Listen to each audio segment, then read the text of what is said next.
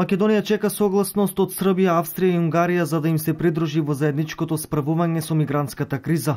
Министерот за внатрешни работи Митко Чавков го побарал ова од својот српски колега на самитот во Луксембург.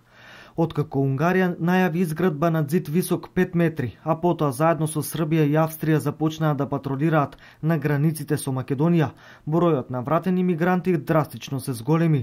За таа цел Чавков вели дека се прават напори помеѓу двете земји, потврдата за барање на азил со која патуваат овие луѓе, а им се издава откако ќе влезат да и важи и во Србија.